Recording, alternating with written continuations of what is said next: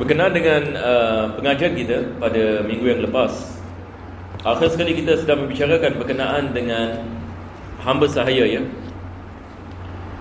Jadi seperti mana penulis tadi mengatakan, tidak dibolehkan bagi tuan memandikan hamba sahayanya yang wanita, dan tidak boleh bagi hamba sahaya yang wanita memandikan tuannya. Apa sebabnya? Kita mengatakan kalau isteri tidak ada masalah, yakni suami boleh memandikan isteri. Ini dalam mandi jenazah, ya. Dibolehkan bagi suami memandikan isteri dan isteri memandikan suami. Tetapi tidak dibolehkan bagi tuan memandikan hamba sahayanya yang wanita, dan tidak dibolehkan bagi hamba sahaya yang wanita memandikan tuannya. Kenapa dibolehkan isteri memandikan suami, tetapi hamba sahaya tidak boleh memandikan tuan? Ini kita nak kena faham, ya. Sebab minggu lepas pun kita tidak ada masa nak membicarakan perkara ini. Beza di antara isteri dengan hamba sahaya. Apa bezanya? Isteri ini apabila suaminya meninggal dunia, dia masuk ke dalam keadaan ihdad dan iddah. Yani kita ada iddah dan ihdad. Yani maksudnya masih ada hubungan di antara suami dengan isteri walaupun dengan kematian suami. Betul ke tidak? Walaupun dengan kematian suami. Yani dia tidak boleh berkahwin kepada orang lain sehingga iddahnya habis dan diwajibkan dia ihdad, yani meninggalkan beberapa perkara. Berbeza dengan hamba sahaya. Hamba sahaya apabila tuan meninggal dunia, apa jadi kepada hamba? Apabila tuan meninggal dunia, dia menjadi harta warisan, maka dia tidak ada kait-mengait dengan tuannya lagi. Dia menjadi harta yang dibagi ahli waris. Ini kalau sekiranya dia bukan ummul walad. Kita ada satu istilah dikenali sebagai ummu walad. Ummu walad ini dia adalah hamba perempuan yang hamil daripada tuannya.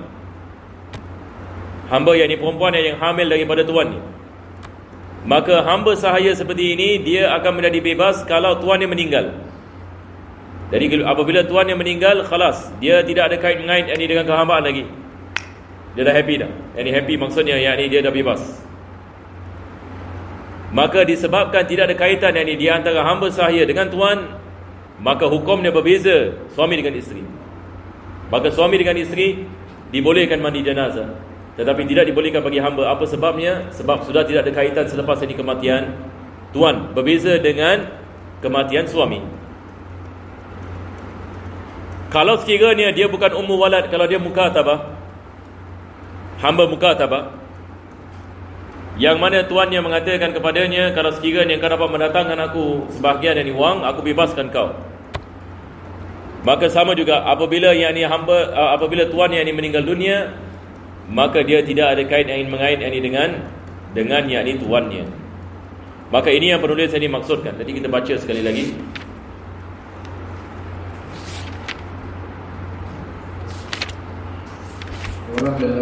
Orang lelaki lebih utama cabang masalah.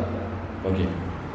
Orang lelaki lebih utama untuk memandikan mayat lelaki, dan perempuan lebih utama untuk memandikan mayat perempuan. Ini tidak ada masalah. Ini kita mengatakan kalau ada orang lelaki, mereka lebih afdal. Walaupun mahram boleh memandikan mahram, tetapi tidak afdal. Yang afdal adalah lelaki mandikan lelaki.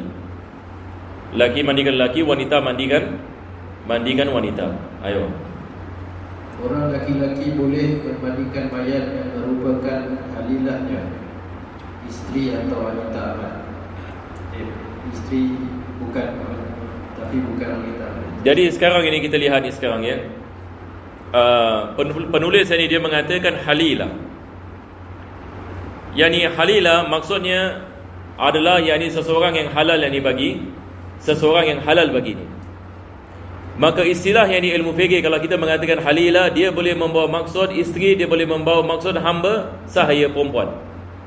Sebab kalau kita menanyakan soalan, adakah dibolehkan bagi seorang tuan melakukan persetubuhan dengan hamba sahayanya wanita? Dibolehkan, betul kan tidak? apabila dia melakukan persetubuhan dengan hamba perempuan ini dan dia hamil, ini yang kita mengatakan ialah ummul walad ataupun mustawladah, maka dalam segi istilah dia adalah halilah, tidak ada masalah. Tidak ada masalah. Tetapi adakah dibolehkan dia mandi jenazahnya? Ini seperti mana tadi saya mengatakan, beza di antara hamba saya dengan isteri, betul ke tidak? Jadi itu sebab kita harus faham ini perkara ini.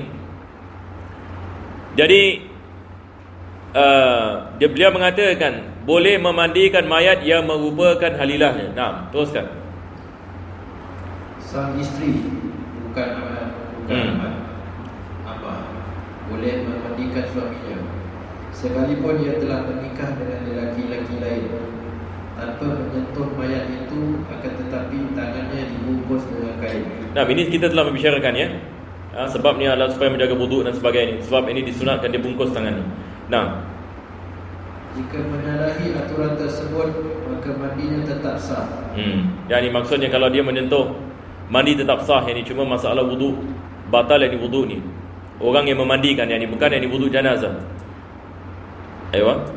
Apabila untuk mayat wanita hanya ada laki-laki lain atau untuk laki-laki hanya ada wanita lain, maka mayat cukup ditayamumi sahaja. Yani maksudnya tidak ada mahram, tidak ada lelaki, jenazah wanita, maka kita tidak mandikan mayat ini. Kita melakukan tayamum.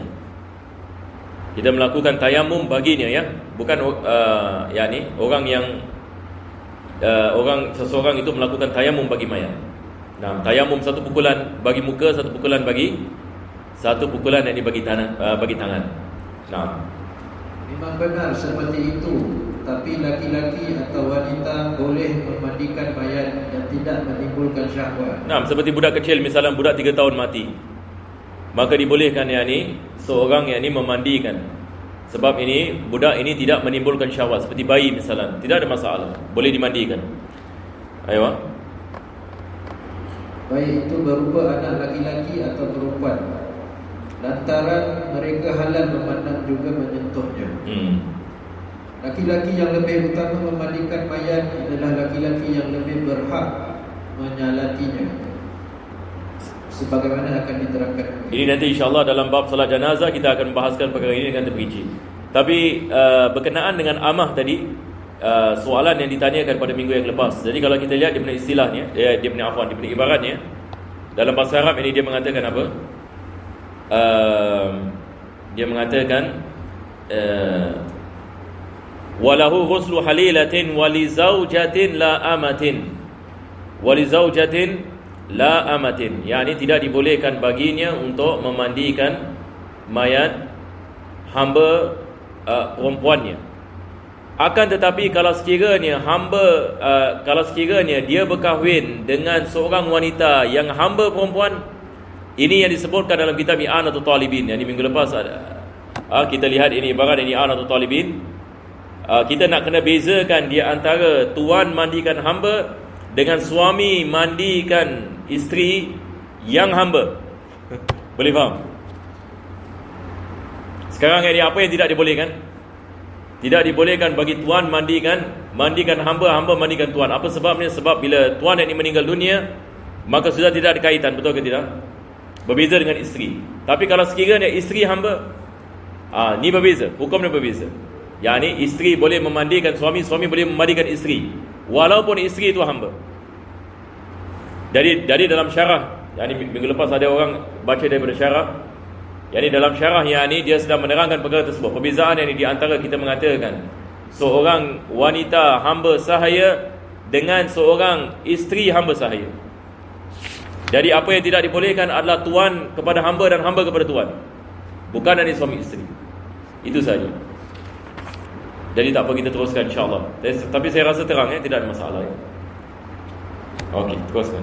Kita pun tak nak yang ni berpanjangan tentang hamba ini. Ayo. Hukumnya juga fardu kifayah, bungkus mayat dengan kafan yang dapat menutup auratnya, yang dapat membezakan antara aurat laki-laki dan perempuan, dan tidak usah dibezakan antara mayat budak dengan yang merdeka. Nah, selepas itu penulis membicarakan yang tentang masalah kafan. Jadi kita mengatakan mandikan mayat hukumnya fardu kifayah. Sama juga melakukan kafan yang kepada mayat hukumnya juga adalah fardu fardu yakni kifayah. Maka beliau mengatakan diwajibkan kita menutup yakni auratnya. Kita menutup auratnya. Ini adalah yang wajib, supaya aurat yang ini tidak terdedah. Dan aurat dari lelaki dengan wanita berbeza, seperti mana kita mengetahui aurat dari wanita yang ini ke semua yang di badannya, melainkan muka dengan tangannya. Aurat lelaki adalah di antara pusat ini dengan lutut. Walaupun sebagian ulama mengatakan diwajibkan kita menutup ke semua badannya, ke semua yang di badannya, yang ini bagi lelaki dan juga bagi wanita, melainkan yang ini mukanya. Tapi di sini yang penulis saya mengatakan kadar yang minimum adalah menutup auratnya. Nah,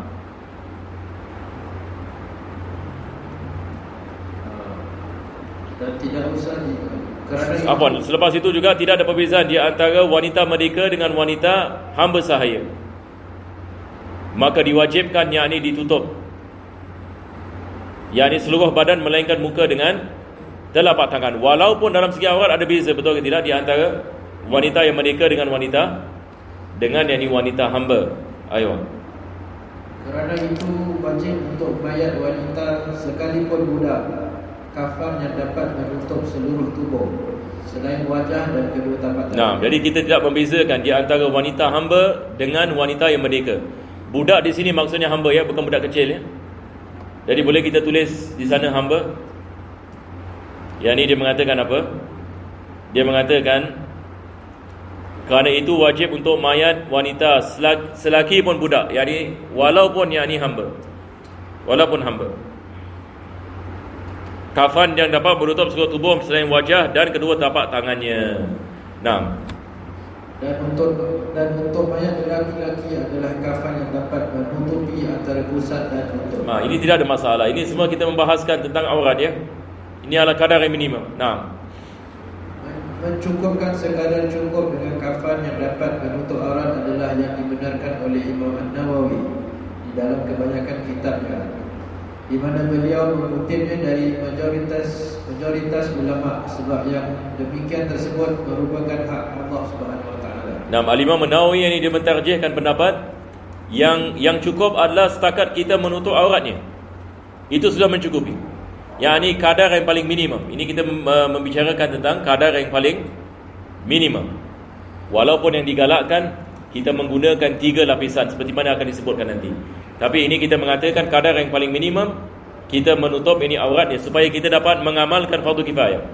Supaya kita mengamalkan fardu kifayah. Ini seperti mana disebutkan oleh Al-Imam Nawawi, seperti mana penulis menukilkan.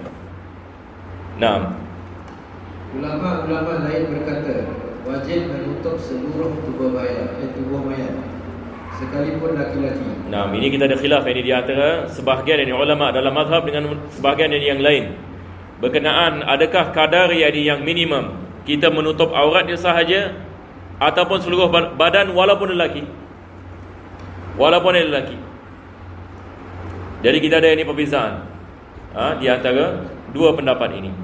Nah, bagi pemiutang boleh melarang pemakaian kafan yang melebihi penutupan seluruh tubuh mayat, bukan melarang penutupan yang melebihi menutup aurat. Sebab sangat dianjurkan perintah untuk menutup melebihi penutupan aurat, dan kerana merupakan hak si mayat jika dinisbahkan kepada para pemiutang. nah, sekarang yang penulis yang membicarakan satu orang ini dia ada hutang. Lepas itu dia meninggal dunia. Jadi apabila dia meninggal dunia, orang yang dia hutang ini minta hutang. Jadi orang ini tidak ada duit.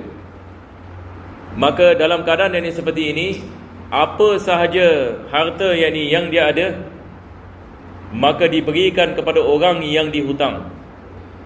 Maka tidak dibolehkan baginya untuk dia dikapankan lebih daripada keperluan. Tidak dibolehkan. Sebab apa yang selebihnya itu diberikan kepada orang yang dia hutang. Jadi hanya diwajibkan dia menutup kadar yang minimum sahaja. Dia menutup kadar yang minimum. Dan penulis ini mengatakan kalau sekiranya dia melebihi sedikit had yakni aurat tidak ada masalah. Tetapi tidak dibolehkan dia menggunakan kafan 2 kali sebagai misal ataupun 3 kali. Hanya dibolehkan 1 kali kafan. Sebab apa? Sebab yang selainnya diwajibkan ke atasnya untuk dia membayar orang yang dia hutang dengan apa sahaja harta yang ada pada sisinya. Maka melebihi yakni daripada 1 kafan dalam keadaan seperti ini tidak dibolehkan. Boleh faham insya-Allah? Ini adalah berkenaan dengan orang yang mati dalam keadaan hutang. Dan orang yang hutangnya tidak menghalalkan. Yani dia nak balik, yani dia punya hutang. Jadi apa saja harta yang ada pada si mati diberikan kepada orang yang dihutang, maka tidak dibolehkan dia dikafankan lebih daripada satu helai kafan. Nah, yang paling sempurna kafan untuk laki-laki adalah 3 lapis. Yang masing-masing menutup seluruh tubuh dan masih boleh ditambah di dalamnya dengan baju kurung dan serban. Nah, ini adalah yang disunatkan. Jadi kadar ini yang paling minimum seperti mana kita ada khilaf ini. Adakah kadar yang paling minimum dia menutup aurat sahaja ataupun satu helai kain yang menutupi ini badannya? Manakala yang disunatkan adalah digunakan 3 kali kafan. Yakni digunakan 3 helai kain. Kafan yakni yang disebelungi yang menyebelungi yakni badan, yakni si mati, dan dipakaikan qamis dan imamah. Imamah di sini adalah sarban. Untuk wanita adalah kebaya, baju burung, penutup kepala dan 2 lapis kafan. Jadi bagi wanita yakni lebih yakni daripada yakni lelaki. Yakni 3 lapis dan selepas itu dipakaikan qamis dan khimar. Khimar ini macam tudung labuh. Tudung ini yang labuh. Qamis ini maksudnya baju panjang. Dipakaikan bagi yang ini wanita. Jadi dia mengatakan izar wa qamis fa khimar fa lafafatan. Yani 2 lipatan daripada kafan. Selepas itu kain dan baju panjang dan khimar, iaitu telekung. Ini yang dipakaikan bagi wanita. Bagi lelaki 3 kali kafan. Dan selepas itu yang dipakaikan qamis dengan imamah. Boleh faham insya-Allah ya? Bagi lelaki yang 3 helai kain, lepas itu baju panjang dan sarban. Ini yang disunatkan. Kafan mayat adalah sesuai dengan jenis kain yang boleh dipakai di waktu hidup. Kerana itu boleh bagi wanita atau anak kecil dikafani dengan kain sutra. Siap, saya terlepas ni benda. Sekejap baca sekali lagi apa? Kafan mayat adalah sesuai dengan jenis kain yang boleh dipakai di waktu hidup. Kerana itu boleh bagi wanita atau anak kecil dikafani dengan kain sutra dan yang dicelup dengan za'faran. Yang ini maksudnya apa yang dihalalkan baginya semasa dia hidup dibolehkan dikafankan dengannya. Apa yang dihalalkan baginya semasa dia hidup. Ini misalan bagi lelaki dia dihalalkan yang kita memakai kapas cotton. Maka dibolehkan kita dikafankan dengan menggunakan perkara tersebut. Tetapi tidak dibolehkan kita dikafankan dengan sutra, sebab sutra diharamkan semasa hidup. Tetapi bagi wanita dibolehkan. Ini yang dimaksudkan oleh penulis. Apa yang dihalalkan bagi si mati dalam keadaan hidup, dibolehkan dia dikafankan semasa dia mati. Sutra diharamkan bagi lelaki, muzaffar juga diharamkan bagi lelaki. Muzaffar ini maksudnya kain yang dicelup dengan za'faran. Kain yang dicelup ini dengan za'faran. Ini khusus ini bagi wanita. Pakaian ini bagi wanita. Tetapi yang ini semasa mati juga tidak ada masalah. Wanita boleh memakai sutra dan juga yang ini muzaffar. Aywa. Tetapi makruh hukumnya. Hukumnya adalah makruh. Lebih afdal ini dielakkan. Sebab kita ada khilaf ini dalam perkara ini. Biaya perawatan mayat diambilkan dari harta peninggalan mayat. Kecuali yang mati itu isteri atau pelayannya, maka pembiayaan ditanggung oleh suami yang kaya yang wajib memberi nafkah kepada mereka. Jadi sekarang satu orang yang meninggal dunia, kita mengambil daripada harta peninggalannya. Jadi harta peninggalan pertama sekali kita mengambilnya untuk kita menguruskan jenazah. Jadi sebelum faraid. Sebelum ini faraid, kita membayar orang yang dia hutang sebagai misal. Siapa yang dia hutang, kita mengambilkan wang tersebut untuk menguruskan jenazahnya. Maka selepas itu baru kita membagikan harta melalui faraid. Setelah ini hutangnya kepada manusia dan kepada Allah dilunaskan, baru kita membagikan mengikut kepada faraid. Cuma di sini penulis tadi mengatakan, tapi bagi isteri maka ini termasuk nafkah ke atas suami. Ia hukum yang berbeza. Nah, jadi kalau isteri yang dah meninggal, yang isteri bukan meninggal, suami yang meninggal, jadi tanggungjawab ke atas anak ataupun atas wanita itu. Kalau suami yang meninggal, yang maksudnya daripada harta peninggalannya. Bukan, maksud saya kalau macam isteri itu dia janda. Ya. Janda suami Ya. meninggal. Ya. Jadi tanggungjawab atas anak lakinya ataupun suami sendiri. Tak, pertama sekali kita lihat kalau kita mengatakan nafkah yang di atas anaknya, kalau sekiranya wanita itu sudah tua. Kalau wanita itu sudah tua, sekarang nafkah siapa yang diwajibkan baginya? Anaknya. Maka sekarang kita mengatakan diwajibkan bagi anaknya nafkah ke atas ibu mereka. Jadi apabila ibu mereka meninggal dunia, maka ini adalah daripada kewajipan anaknya. Nah, ini akan disebutkan selepas ini. Jika si mayat tidak meninggalkan harta,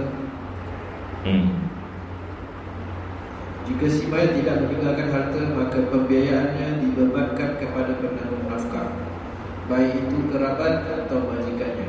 Nah, jadi sekarang pertama sekali kita lihat dia ada harta peninggalan ke tidak ada harta peninggalan. Kalau dia ada harta peninggalan, kita mengambilnya daripada harta peninggalannya. Kalau tidak ada, kita balik kepada siapa yang diwajibkan nafkah ke atasnya. Jika mayat tidak ada penanggung nafkahnya, maka pembiayaan dipikul oleh Baitul Mal. Kalau tidak ada orang misalnya satu orang meninggal dunia, dia tidak ada harta. Lepas itu dia tidak ada saudara, tidak ada orang yang menanggungnya misalnya nafkah dan sebagainya. Maka baru pergi kepada Baitul Mal. Pada hakikatnya zaman sekarang sudah tidak ada Baitul Mal. Baitul Mal yang kalau kita maksudkan Baitul Mal orang Islam dengan syarat-syaratnya sudah tidak wujud. Cuma zaman sekarang apa yang dipanggil adalah seperti welfare, social welfare. Tapi zaman dahulu kita ada Baitul Mal. Apa maksudnya? Baitul Mal ini dijaga oleh khalifah. Jadi duit-duit misalan harta bagi orang Islam untuk membantu orang Islam disimpan di Baitul Mal untuk menjaga maslahat kaum muslimin. Ini pada zaman dahulu mereka ada apa yang dikenali sebagai Baitul Mal. Jadi kalau sekiranya ada orang tidak ada rumah ataupun tidak ada nafkah, maka khalifah mengambil daripada Baitul Mal untuk membantu orang Islam. Jadi kalau sekiranya tidak ada orang yang memberikan nafkah, maka penulis ini mengatakan daripada Baitul Mal. Nah, teruskan. Kemudian jika Baitul Mal tidak ada, maka orang-orang kaya dari golongan muslimin harus menanggungnya. Nah, ini maksudnya orang yang berada, maka diwajibkan ke atas mereka untuk melakukan sesuatu, untuk memberikan nafkah dan sedekah. Maka ini adalah kewajiban. Kalau tak, semua menanggung dosa, sebab ini adalah fardu kifayah. Sebab dia ada fardu kifayah. Jadi pertama sekali balik kepada harta peninggalan, melainkan kalau isteri. Selain daripada itu, kalau tidak ada harta peninggalan, baru balik kepada orang yang diwajibkan nafkah. Boleh insya-Allah ya. Haram mengkafani mayat dengan kulit bila masih ada yang lainnya. Begitu juga haram memakai lumpur atau rumput. Jika tidak ada pakaian, maka wajib membungkus dengan kulit. Kalau tidak ada, maka memakai rumput. Kalau tidak ada, maka memakai lumpur. Demikian menurut pendapat yang dijelaskan oleh guru kami. Nah, ini sekarang penulis mengatakan diharamkan kita melakukan kafan dengan menggunakan kulit. Dengan menggunakan kulit apa sebabnya? Sebab ini adalah perkara yang seolah-olah kita menghinakan si mati. Jadi tidak dibolehkan. Melainkan kalau sekiranya kita tidak ada kain sama sekali. Kalau kita mengatakan kalau kita tidak menutupnya dengan kulit, maka badannya akan terdedah, tidak berpakaian, maka khalas ini kita menutupnya dengan kulit. Sebab ini kita sudah tidak ada pilihan. Begitu juga penulis ini mengatakan diharamkan kita mengkafani dengan menggunakan lumpur dan juga yang ini rumput. Ini semua yang ini dibolehkan kalau sekiranya dalam hal keadaan darurat. Pernah seorang sahabat Nabi SAW, Mus'ab bin Umair radhiyallahu an, beliau mati syahid. Beliau yang mati syahid di peperangan Uhud. Dan tidak ada kain yang ini untuk menutupi mayat beliau, untuk menutupi yang ini aurat beliau. Jadi kain yang ada terlalu pendek. Jadi mereka datang kepada Nabi SAW mengatakan, "Ya Rasulullah, kami tak cukup kain nak menutup ini jenazah ini Mus'ab." Maka Nabi SAW mengatakan, tutuplah bahagian atasnya dengan kain dan bahagian bawah tutuplah dengan pohon izkhir. Yang ini pohon ini izkhir yang sejenis ini pokok. Jadi itu yang dilakukan ini kepada Mus'ab bin Umair, dan Nabi SAW ini menangis sebab terkenang jasa Mus'ab bin Umair. Mus'ab bin Umair ini seorang yang kaya di Makkah. Dan apabila dia masuk Islam, terus jadi miskin bapa kedana. Apabila masuk Islam, jadi miskin bapa kedana, ditindas oleh kaum Quraisy. Dan Nabi SAW hantarnya pergi ke Madinah untuk mengajar kepada kaum Ansar dan agama Islam. Maka dikatakan dia duduk di Madinah selama setahun. Hampir semua yang di rumah di Madinah masuk Islam. Hampir semua yang di rumah di Madinah masuk Islam dengan berkat dakwah Mus'ab bin Umair. Mus'ab bin Umair. Sehingga mereka menggelarkannya Al-Muallim. Mereka menggelarkannya Al-Muallim. Maka ini adalah sahabat yang sangat luar biasa. Dan beliau keluar berperang dalam Badar. Dan dalam peperangan yang di Uhud, dicincang badannya. Yakni badannya dikenakan tombak. Sehingga kan tidak dapat kenal siapa orang ini. Disebabkan yakni dia punya kecederaan yang ini sangat parah. Dan dikatakan dia yang memegang panji Islam ini dalam peperangan Uhud. Sehingga kedua tangannya dipotong. Selepas itu dia memegang ini panji yang ini di antara dia punya shoulder. Datang ini musuh daripada belakang dan tikamnya dengan tombak. Ini adalah sahabat Nabi SAW, Mus'ab bin Umair radhiyallahu an. Dan Nabi SAW ini sedih ini dengan nyanyi kewafatannya. Nah,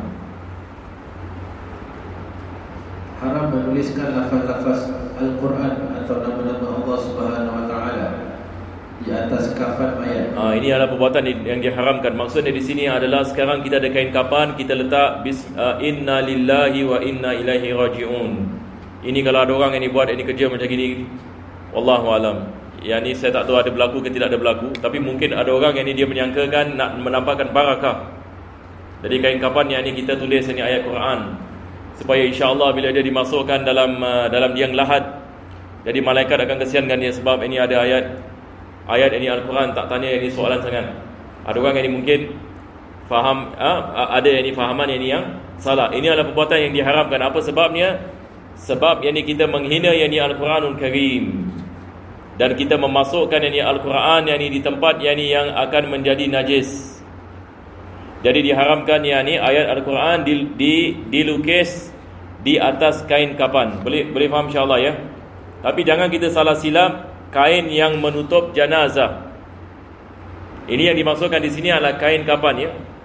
Sebab biasanya kain yang menutup jenazah pun ada ayat Quran kan. Ini bukan kain yang digunakan untuk menyelubungi mayat. Itu tidak ada masalah. Tetapi yang dimaksudkan adalah kalau kain kafan kita meletakkan ayat Al-Quran, atau ada sebahagian orang di sebahagian negara apa mereka buat, mereka letak surah Yasin. Jadi mereka dah kapankan jenazah, lepas itu dia selitkan surah Yasin untuk barakah. Ditanam ini mayat dengan surah Yasin sekali.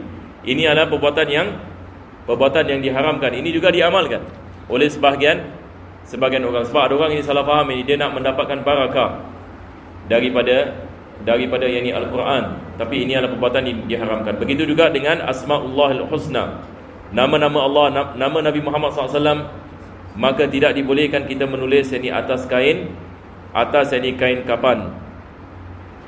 Nah, Kalau ditulis menggunakan air ludah, maka tidaklah menjadi masalah, sebab hal ini tidak akan membekas.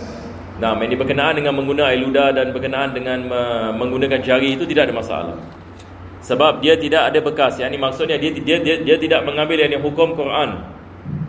Dia tidak mengambil yang hukum nama Allah Subhanahu Wa Taala. Sebab dia tidak ada. Tapi kalau kita menggunakan pena, tidak dibolehkan. Imam Ibn Salah memberi fatwa bahawa menutup mayat dengan kain sutera sekalipun mayat wanita adalah haram, sebagaimana halnya seorang wanita menghiasi rumahnya dengan sutera. Nah, yang ni Syekh Ibn Salah, yang ni daripada ulama yang mengatakan diharamkan kita mengkafani wanita dengan kain sutera, walaupun sebahagian dari ulama kita mengatakan dibolehkan, sebab kaedah mengatakan apa yang dibolehkan selama hidup dibolehkan dalam keadaan yakni mati. Maka itu sebab penulis ini pada awalnya mengatakan perbuatan tersebut adalah makruh, sebab ada khilaf ini ulama. Daripada ulama yang mengharamkan ini, beliau menukilkan di sini adalah Syekh ini Ibn Salah. Al-Imam ini Ibn Salah merupakan mudir ini bagi Madrasah Ashrafiyah yang pertama. Yani Madrasah Ashrafiyah di Dimashq.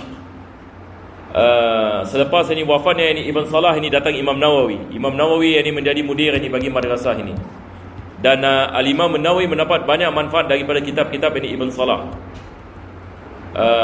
Beliau yang dikatakan daripada ulama yang besar yang mengarang yakni ilmu mustalah hadis. Jadi kitab beliau ini dalam mustalah hadis sampai hari ini menjadi rujukan. Sehingga yang dikatakan muqaddimah, kitab ni nama Muqaddimah. Muqaddimah Ibn Salah. Dikatakan yang ini Muqaddimah Ibn Salah yang ini merangkumi ilmu mustalah hadis dan merangkumi yang ini ilmu mustalah hadis. Maka beliau adalah ulama yang besar dalam mazhab al-Imam Syafi'i. Beliau yang ini zaman sebelum datangnya al-Imam Nawawi. Madrasah apa tu? Ashrafiyah. Madrasah Darul Hadis Al-Ashrafiyah. Dia punya nama penuh adalah Darul Hadis Al-Ashrafiyah.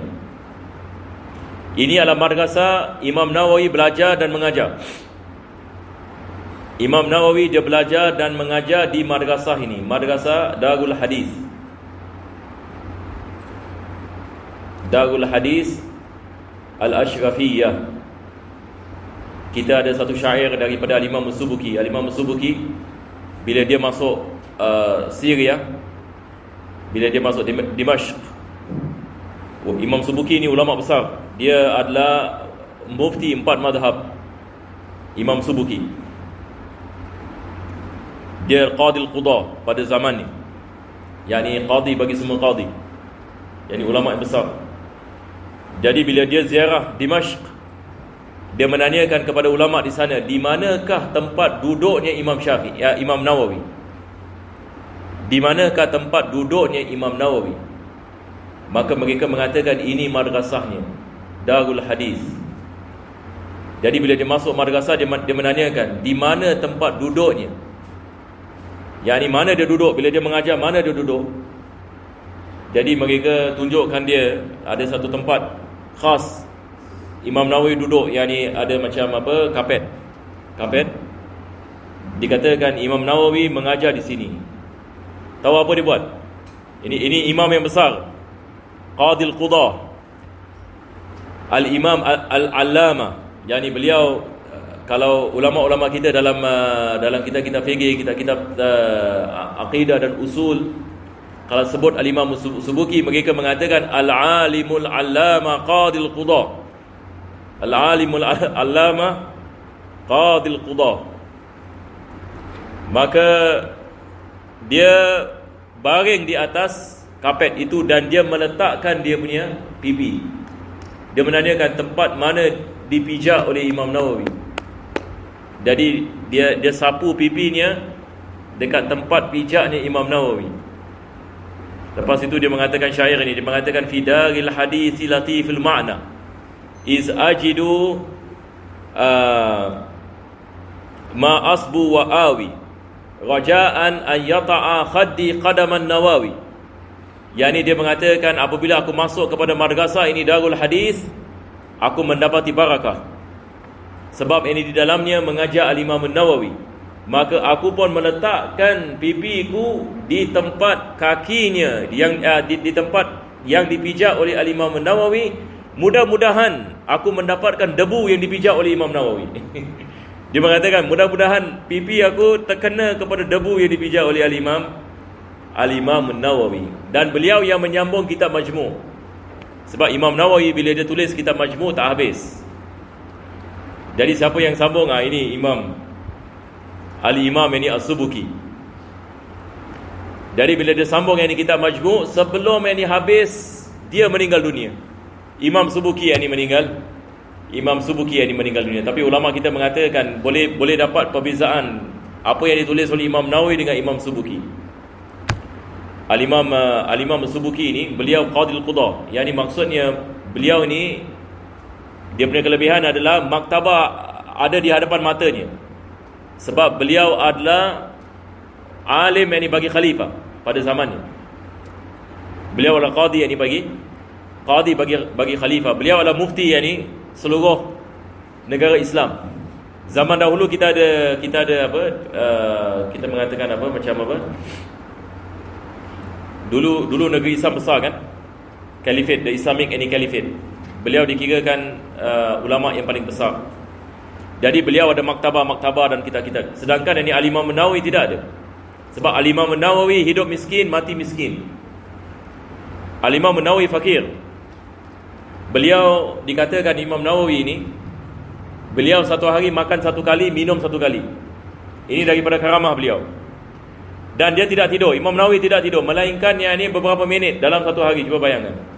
Daripada karamah ini Al-Imam Nawawi, dia tidak tidur. Dan dia makan satu kali dan dia tidur. Dia minum yang ini satu kali. Dan dia menghabiskan masanya sama ada dia mengajar ataupun dia menulis. Itu sebab ini dia meninggal dunia umur 45 tahun. Tapi kitab ni Masya Allah, orang menyangkakan mungkin yang dia hidup yang ini 90 tahun. Ini adalah barakah ini Allah memberikan ini kepada Al-Imam An-Nawawi. Jadi bila kita teringat ini Ibn Syekh ini Ibn Salah, ini teringat Al-Imam An-Nawawi. Sebab dia adalah mudir yang kedua Selepas ini Syekh ini Ibn Salah. Dan Madrasah Darul Hadis masih ada lagi di Damaskus sampai hari ini. Madrasah ini Darul Hadis. Mudah-mudahan Allah SWT dapat menyampaikan kita di sana, insya-Allah ya. Jadi kita berhenti di sini ya sebab masa.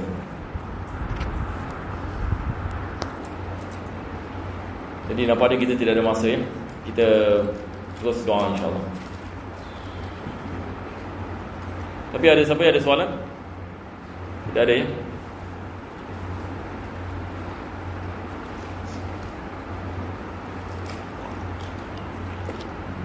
Bismillahirrahmanirrahim. Rabbana anfa'na bima 'allamtana wa bi 'ilmika innaka allazi yanfa'una rabbi faqihna wa faqih ahlana wa qarabatina lana fi dinina ma'a ahli kutubika wa dzakar.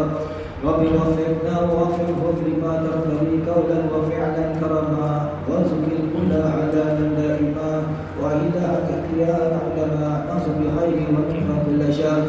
Rabbana wa aslih lana kulla syu'un وأقر بالرضا منك العيون واقض عنا ربنا كل الديون قبل أن تأتينا رسل المنون واغفر واستر أنت أكرم من ستر وصلاة الله تغشى المصطفى من إلى الحق دعانا والوفاء بكتاب فيه للناس شفاء وعلى الآل الكرام شرفاء وعلى الصحب المصابه الرب.